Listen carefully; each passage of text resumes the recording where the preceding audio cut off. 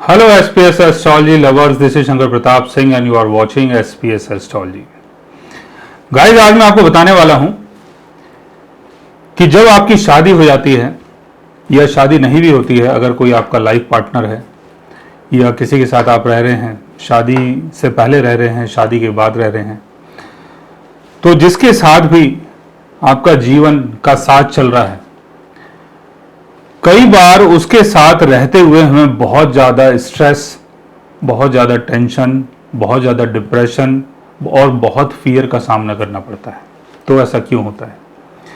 यानी जो हमारा लाइफ मेट है, जब हम उसके साथ रह रहे हैं तो कई बार लगता है कि कहीं ऐसा ना हो कि मैं इससे कुछ बोलूं और इसको चीज़ें बुरी लग जाएं और फिर बाद में झगड़े शुरू हो जाएं। तो आप ऑल टाइम बड़े फियर में रहते हो, अपने मन की बातों को बोल नहीं पाते, उसको कुछ समझा नहीं पाते और हर टाइम कुछ ना कुछ जो डर है वो आपके मन के अंदर बना रहता है। और संबंध आपको ऐसे लगते हैं कि जैसे किसी ने आपके सर के ऊपर कोई बोझा रख दिया है। आप बहुत ज़्यादा बर्डन फील करते हैं, बहुत ज़्यादा भारीपन फील करते हैं। तो ऐसा क्यों होता है? इसके लिए आपके बर्थ चार्ट में 3-4 अलग अलग ऐसे योग बनते हैं जिसके कारण आप इन सब चीज़ों को फेस करते हो। तो एग्जाम्पल मैं आपको दूंगा। आपका लगन चार्ट, आपका मून चार्ट, आपका चलित चार्ट, तीनों चार्ट में अगर कोई ऐसा योग बनता है तब आप अपने रिलेशन के अंदर बहुत ज़्यादा बर्डन, बहुत ज़्यादा स्ट्रेस, बहुत ज़्यादा टेंशन को महसूस करते हैं। 7th हाउस में अगर मून और सैटर्न की प्लेसमेंट होती है तब आपके साथ ये सारी चीज़ें हो सकती हैं। बिकॉज मून का संबंध आपके माइंड से है, 7th हाउस का संबंध आपके लाइफ मेट से है, सैटर्न का मतलब आपका कर्म और आपका फियर, जिस चीज़ को लेके आप बहुत ज़्यादा फियरफुल होते हैं उसका संबंध सैटर्न से जुड़ता है। बिकॉज सैटर्न आपका कर्म है और हमारा कर्म कहीं ना कहीं बाधित होता है। सैटर्न और मून का योग अगर 7th हाउस में बन जाए तब आपके साथ ये सारी चीज़ें हो सकती हैं। या सैटर्न आपके यहाँ 7th हाउस में प्लेस्ड है, साथ में केतु भी प्लेस्ड है। सैटर्न और केतु का योग या सैटर्न, केतु और मून का योग, अगर इन तीनों का योग बनता है तो बहुत ही खराब है। तो ऐसे योग में आपके ऊपर जो एक कार्मिक ऋण है वो ज़्यादा चढ़ जाता है और जो भी आपका रिलेशन है वो कार्मिक हो जाता है बिकॉज ऑफ सैटर्न और केतु। सैटर्न और केतु जो एक साथ बैठे हुए हैं तो ये जो रिलेशन है आपका कार्मिक हो गया। अब पास्ट लाइफ में आपने क्या अच्छा किया है, क्या बुरा किया है, उसका जो भी लेना देना है, कर्जा है, बाकी है, वो सारी चीज़ें आपको फिर पे करनी पड़ती है। और यहाँ पर आपको अपने लाइफ पार्टनर को चीज़ों को देना ही होता है, वहाँ से कुछ मिलता नहीं है, कोई हेल्प नहीं मिलती, कोई मदद नहीं मिलती, उल्टा आपको परेशानी मिलती है। तो ऐसा योग अगर आपके बर्थ चार्ट में बनता है तब भी ये सारी चीज़ें हो सकती हैं। दूसरा, सैटर्न और राहु का योग। सैटर्न और राहु अगर एक साथ बैठ जाते हैं तो आपकी कुंडली में शापित योग बन जाता है। सैटर्न और राहु की प्लेसमेंट अगर 7th हाउस में है तो पास्ट लाइफ के बुरे कर्मों के कारण आपको 7th हाउस की चीज़ें नहीं मिलती हैं या उसका बेनिफिट नहीं मिलता है एक सर्टेन टाइम तक।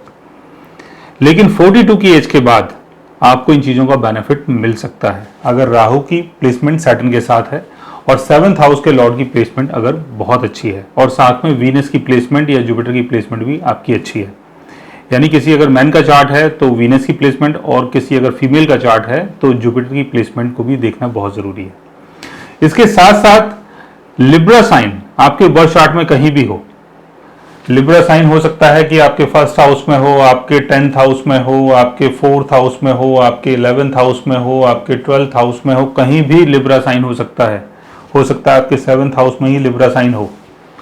अगर लिब्रा साइन में भी ऐसा योग बनता है मून या सैटर्न का या सैटर्न या केतु का या सैटर्न या राहु का या लिब्रा साइन के ऊपर अगर राहु या सैटर्न का एस्पेक्ट पड़ जाए, राहु या केतु का एस्पेक्ट पड़ जाए या मून या सैटर्न का एस्पेक्ट पड़ जाए, तब भी आप ऐसे बर्डन को महसूस कर सकते हैं कि जिसके साथ आप रहते हैं उसके साथ आप बहुत ज़्यादा परेशानी महसूस करते हैं।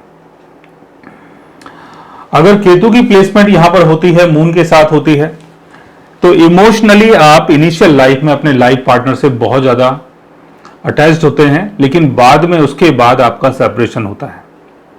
और अगर सैटर्न और मून की प्लेसमेंट अगर एक साथ होती है तो ये आपका कर्म बन जाता है, और कहीं ना कहीं आप बहुत ज़्यादा लॉयल भी होते हैं, बिकॉज आपका मन और आपका कर्म दोनों ही आपके लाइफ पार्टनर के साथ जुड़ गया, लेकिन आपको उसका बेनिफिट नहीं मिल पाता है। और अगर राहु सैटर्न का योग अगर बनता है तो पास्ट लाइफ के बुरे कर्मों के कारण आप बहुत सारी परेशानी को महसूस करते हैं, लेकिन बाद में चल के वो चीज़ें ठीक हो सकती हैं अगर लिब्रा साइन का लॉर्ड वीनस उसकी प्लेसमेंट अच्छी हो या 7th हाउस के लॉर्ड की प्लेसमेंट अच्छी हो।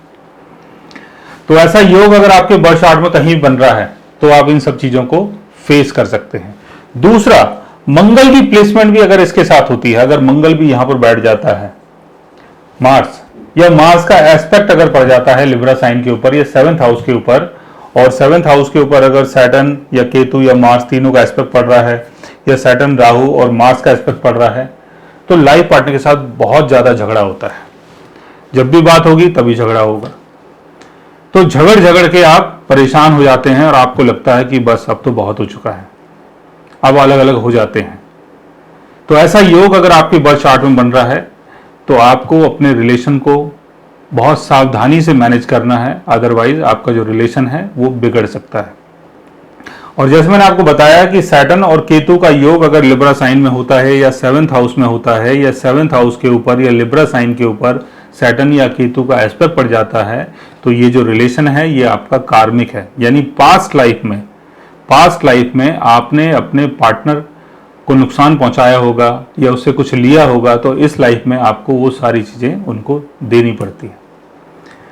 सो गाइस, आज मैंने आपको बताया एक ऐसे योग के बारे में जिसके होने पर आप बहुत परेशानी को महसूस करते हैं और बहुत ज़्यादा स्ट्रेस में रहते हैं। अगर आप भी जानना चाहते हैं किसी ऐसी चीज़ के बारे में तो उसके लिए आप हमारे चैनल को सब्सक्राइब कर सकते हैं।